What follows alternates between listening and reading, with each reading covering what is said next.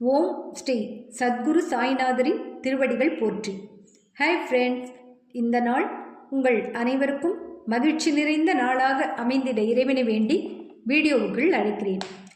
நாம் ஸ்ரீ சாயி சத்சரிதம் அத்தியாயம் 18 and 19 தொடர்ச்சி வீடியோவில் ஷாமா ஹேமந்த் பந்துக்கு ராதாபாய் தேஷ்முக்கின் கதையை எடுத்து கூறியதையும் அதை ஆர்வமுடன் செவிமடுத்த ஹேமந்த் பந்த் கதையின் உட்பொருளை உணர்ந்து பாபா தன் மீது காட்டிய கருணைக்கு நெஞ்சார நன்றி கூறி நெகிழ்ந்ததையும், பின் பாபா ஹேமந்த் பந்த் வாயால் அக்கதையை மீண்டும் கூற கேட்டு அக்கதையை நெஞ்சில் நன்றாக பதித்து கொள்ளும்படி கூறி நிறைவான ஆசையை அவருக்கு வழங்கி அவர் பதைபதைத்த உள்ளத்துக்கு சாந்தி வழங்கியதையும் கண்டோம்.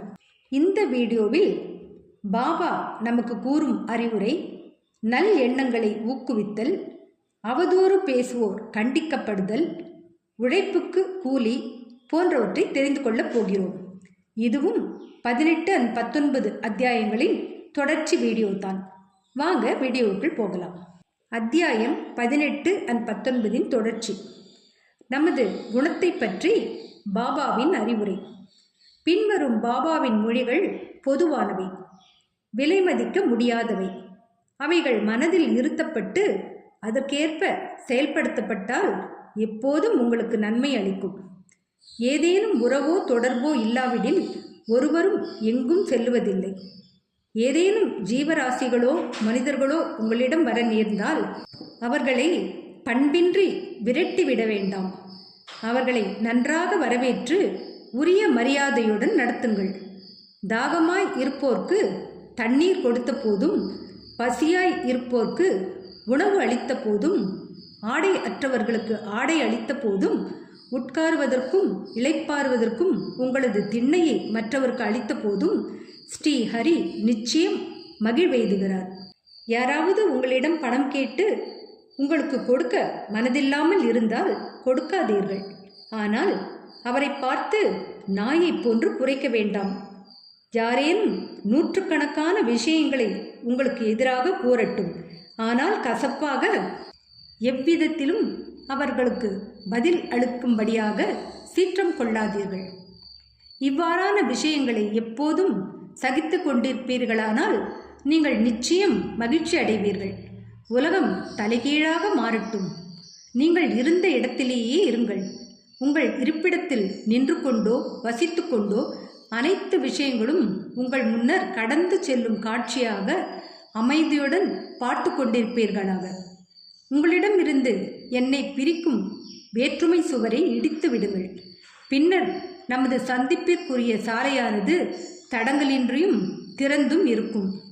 நான் நீ என்ற வேறுபாட்டுணர்வே குருவிடமிருந்து சீடனை பிரிக்கும் தடையரணாகும். அது அழிக்கப்பட்டாலன்றி இரண்டர கலத்தல் அல்லது ஐக்கியமாதல் இயலாது. கடவுளே சகலத்திற்கும் ஒரே உரிமையாளர், அல்லாஹ் மாலிக். வேறொருவரும் நமது பாதுகாவலர் அல்ல.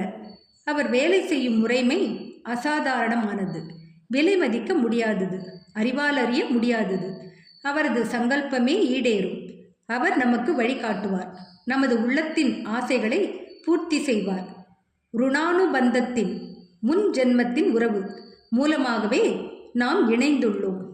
ஒருவருக்கொருவர் அன்பாயிருந்தும் சேவை செய்தும் நாம் மகிழ்ச்சியுடன் இருப்போம்.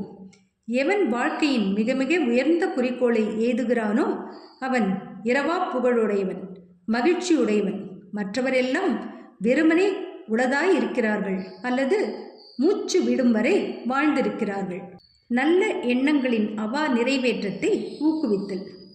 நல்ல எண்ணங்களை சாய்பாபா எங்கனம் ஊக்குவித்தார் என்பதை அறிவது சுவாரஸ்யமானது. அன்புடனும் பக்தியுடனும் முழுமையாக உங்களை நீங்கள் அவரிடம் சரணாகதியாக்கி கொள்ள வேண்டும். பின்னர் எவ்வளவோ விஷயங்களில் அடிக்கடி அவர் உங்களுக்கு உதவி செய்வதை காண்பீர்கள். தூக்கத்திலிருந்து எழுந்தவுடனே உங்களுக்கு ஏதாவிலும் ஒரு நல்ல எண்ணம் உதிக்கின்ற போது அதையே பின்னர் பகற்பொழுதில் உள்முதிர்வுற அனுசரித்தால் உங்களது புத்தியின் திறம் மலர்ந்து வெளிப்பட்டு மனது சாந்தி அடையும் என்று ஒரு முனிவர் கூறியிருந்தார். ஹேமந்த் பந்த் இதை முயற்சிக்க விரும்பினார். ஒரு புதன்கிழமை இரவு படுக்க புகும் முன் அவர் சிந்தித்தார். நாளை வியாழக்கிழமை, ஒரு புனிதமான நாள். ஷீரடியும் மிகவும் புனிதமான இடம். எனவே நான் நாளை முழுவதும் ராமநாமத்தை நினைவூட்டுக் கொள்வதிலும் போற்றுவதிலும் கழிப்பேன் என்றவாறு அவர் உறங்கினார். அடுத்த நாள் காலை அவர் தூயில் நீங்கி எழுந்தபோது எவ்வித முயற்சியும் இன்றி ராமநாமத்தை நினைவு கூர்ந்தார். தமது காலை கடமைகளை முடித்து கொண்ட பின் மலர்களுடன் பாபாவை காணச் சென்றார். தீக்ஷித் வாதாவிலிருந்து புறப்பட்டு பூட்டி வாதாவை, தற்போதைய சமாதி மந்திர் கடந்து கொண்டிருக்கும் அதே தருணத்தில் பாபாவுக்கு முன்னால் மசூதியில் அவுரங்காபாத்கர் என்னும் ஒருவரால் இனிமையாக பாடப்படுகின்ற ஓர் அழகிய பாடலை கேட்டார். அது ஏக்நாத்தின் குரு கிருபாஞ்சன் பாயோ மேரே பாயி என்ற பாடல். அப்பாடலில் குருவின் கடாட்சம் என்னும் ரூபத்தில் அஞ்சனம் அவருக்கு கிடைத்தது என்றும் அது அவரின் பார்வையை திறந்துவிட்டு அவருக்கு ராமரை அகத்தும் புறத்தும் உறக்கத்திலும் கனவிலும் விழிப்பு நிலையிலும் எவ்விடத்தும் காணும்படி செய்தது என்றும் கூறினார். எவ்வளவோ பாடல்கள் இருக்கின்றன. பின்னர் ஏன் இக்குறிப்பிட்ட பாட்டு பாபாவின் பக்தரான அவுரங்காபாத்கரினால் தேர்ந்தெடுக்கப்பட வேண்டும்? பகற்பொழுதில் ராமநாமத்தை இடைவிடாமல் பாட வேண்டும் என்ற ஹேமந்த் பந்தின் தீர்மானத்திற்கு ஊட்டமளிக்க வேண்டும் என்று ஏற்பாடு செய்யப்பட்டதல்லவா? தனித்திறம் வாய்ந்த இந்நிகழ்வு பொருத்தம். உபதேசங்களின் விதங்கள். அவதூறு பேசுவோர், புறம் கூறுவோர் கண்டிக்கப்படுதல். அறிவுரை வழங்குவதற்கு சாய்பாபாவிற்கு எத்தகைய சிறப்பான இடமோ குறிப்பிட்ட நேரமோ தேவையிருக்கவில்லை. சந்தர்ப்பம் நேரிட்ட போதெல்லாம் தாராளமாக அவற்றை அவர் வழங்கினார். ஒருமுறை பாபாவின் பக்தன் ஒருவன் வேறொருவரை அவர் அறியாதபடி மற்ற ஜனங்களின் முன்னிலையில் திட்டினான். தனது சகோதரரின் நன்மைகளையெல்லாம் புறத்தொதுக்கி அவரின் குறைபாடுகள் குறித்து கேட்போர்கள் அருவருப்படையும்படியாக பழித்து பேசினான். அவசியமின்றி மற்றவர்களை புறம் கூறுவது மக்களுக்குரிய ஒரு மனப்பாங்காக இருப்பதை பொதுவாக நாம் காண்கிறோம். முனிவர்கள் இந்த புறம் கூறுதலை வேறொரு கோணத்திலிருந்து நோக்குகிறார்கள். அழுக்கை நீக்குவதற்கு பல வழிகள் இருக்கின்றன, மண், நீர், சோப்பு முதலானவை. ஆனால் புறம் கூறுபவனுக்கோ அவனுக்கே உரித்தான வழி இருக்கிறது. அவன் மற்றவர்களது அழுக்கை, குறைபாடுகளை தனது நாவினால் அகற்றி நீக்குகிறான். ஒரு வகையில் அவன் தன்னால் திட்டப்படுபவனுக்கே உதவுகிறான். இதற்காக அவனுக்கு நன்றி செலுத்த வேண்டும். புறம் கூறுபவனை திருத்துவதற்கு சாய்பாபாவுக்கு அவருக்கே உரியதான வழி இருக்கிறது. அவர் தமது நிறை பேரறிவினால் அந்த புறம் கூறுவோன் செயலை அறிந்திருந்தார். மதியம் அவர் அவனை லெண்டி தோட்டத்திற்கு அருகில் பார்த்தபோது வேலிக்கருகில் இருந்த மலத்தை உண்ணும் ஒரு பன்றியை அவனுக்கு சுட்டி காண்பித்து, பார், அது எத்தகைய சுவைமணச் சிறப்புடன் மலத்தை பேராவலுடன் விழுங்குகிறது. உனது நடத்தியும் அத்தகையதே. உனது தோழர்களை நீ மனதார திட்டிக்கொண்டே இருக்கிறாய். பல்வேறு நல்வினைகளை செய்ததன் பலனாக நீ மனிதராக பிறந்திருக்கிறாய். இவ்வாறு நீ நடந்து கொண்டால் ஷீரடி உனக்கு எவ்விதத்திலாவது உதவி செய்யுமா என்று கேட்டு அவனுக்கு அறிவுரை வழங்கினார். அப்பக்தன் இப்பாடத்தை உள்ளத்தில் ஏற்றுக்கொண்டு சென்றான் என்று சொல்ல தேவையில்லை.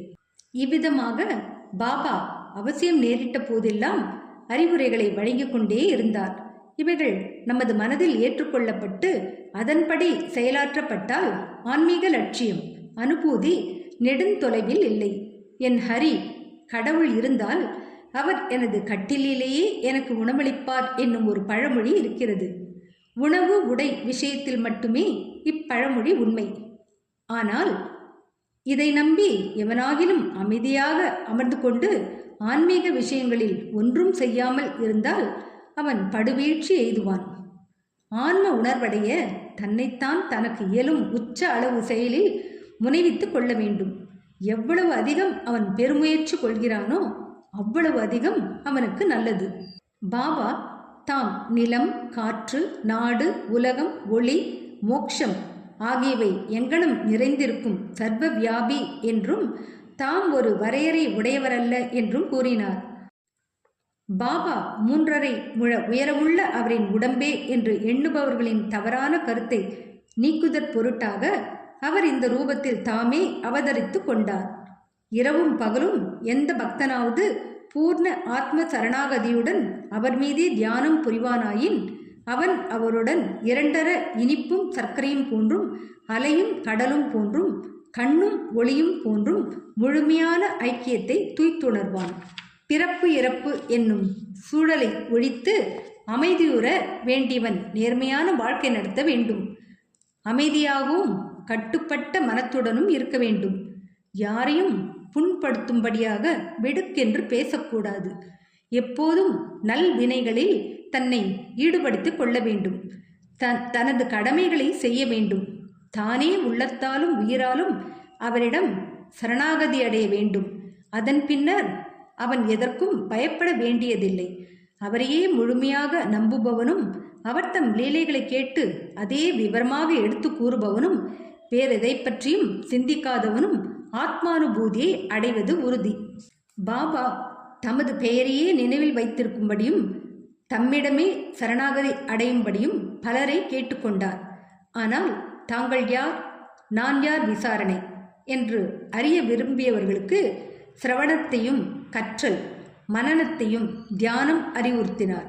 சிலரை கடவுள் பெயரை நினைவில் வைத்துக் கொள்ளும்படியும், சிலரை அவரது லீலைகளை கேட்டுக்கொண்டிருக்கும்படியும், சிலரை தமது பாத பூஜை செய்யும்படியும், சிலரை அத்தியாத்ம ராமாயணம், ஞானேஸ்வரி மற்றும் பிற திருமுறை நூல்களை படிக்கும்படியும் அறிவுறுத்தினார். சிலரை தமது பாதத்தடியில் அமரும்படி இருத்தி வைத்தார். சிலரை கண்டோபா கோவிலுக்கு அனுப்பினார். சிலரை விஷ்ணுவின் 1000 நாமங்களை ஜபம் செய்யும்படியும் மற்றும் சிலரை சாந்தோக்கிய உபனிஷதம் கீதையை கற்கும்படியாகவும் கூறினார். அவர் தம் உபதேசங்களுக்கு எவ்வித வரையறையோ கட்டுப்பாடோ கிடையாது. சிலருக்கு அதை நேரடியாகவே கொடுத்தார் மற்றும் சிலருக்கு கனவில் காட்சிகள் மூலம் அளித்தார். குடிப்பழக்கத்துக்கு அடிமையாய் இருந்த ஒருவரின் கனவில் தோன்றி அவரது மார்பில் உட்கார்ந்து அழுத்தி மதுவை தொடுவதில்லை என்று அவர் சத்தியம் செய்து கொடுத்த பின்பு அவரை விட்டகன்றார். சிலருக்கு கனவில் குரு பிரம்மா, குரு விஷ்ணு போன்ற மந்திரங்களை விளக்கினார். ஹடயோகம் பழகி கொண்டிருந்த பக்தர் ஒருவருக்கு ஹடயோக பயிற்சிகளை நிறுத்தி கொள்ள வேண்டும் என்றும் அமைதியுடன் அமர்ந்து பொறுமையாய் சபூரி இருக்க வேண்டும் என்றும் சொல்லி அனுப்பினார். அவரது எல்லா வழிகளையும் செயல்முறைகளையும் விவரிக்க இயலாது. சாதாரண உலக விவகாரங்களில் தமது செயல்களால் முன் உதாரணங்கள் அமைத்தார். அவைகளில் ஒன்று கீழே தரப்பட்டிருக்கிறது. உழைப்புக்கு கூலி. ஒரு நாள் மத்தியான வேளையில் ராதாகிருஷ்ணம்மாயின் வீட்டிற்கு அருகில் பாபா வந்து, எனக்கு ஒரு ஏணி கொண்டு வாருங்கள் என்று கூறினார். சிலர் அதை கொண்டு வந்து பாபா குறிப்பிட்டபடி அதை ஒரு வீட்டுச் சுவரில் சாய்த்து வைத்தனர். வாமன் கோன்கருடைய வீட்டு கூரையின் மீது ஏறி ராதாகிருஷ்ணம்மாயின் கூரையின் மீது நடந்து சென்று மற்றொரு மூலையில் இருந்து கீழே இறங்கினார். பாபா எந்த குறிக்கோளுடன் இருந்தார் என்பதை ஒருவரும் அறிய இயலவில்லை.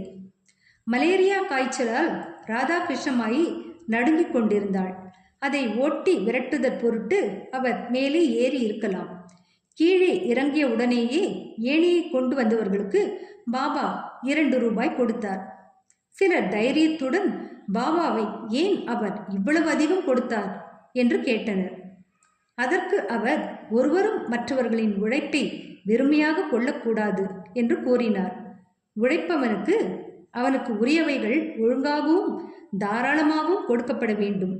பாபா அறிவுறுத்திய இக்கொள்கை பின்பற்றப்பட்டால், அதாவது உழைப்பிற்கான கூலி ஒழுங்காகவும் திருப்திகரமாகவும் அளிக்கப்பட்டால், தொழிலாளர்கள் இன்னும் சிறப்பாக வேலை செய்வார்கள். தொழிலாளர்களும் முதலாளிகளும் லாபம் அடைவார்கள். இழுத்து மூடுவதற்கோ லாக் அவுட் வேலை நிறுத்தங்களுக்கோ இடமே இல்லை. தொழிலாளி முதலாளி மனஸ்தாபமும் இல்லை. ஸ்ரீ சாயியை பணிக. அனைவருக்கும் சாந்தி நிலவட்டும். அடுத்த வீடியோவில் தாஸ்கனுவை வாட்டி வதைத்த பிரச்சனையை பாபா மிக சுலபமாக தீர்த்து வைக்கிறார்.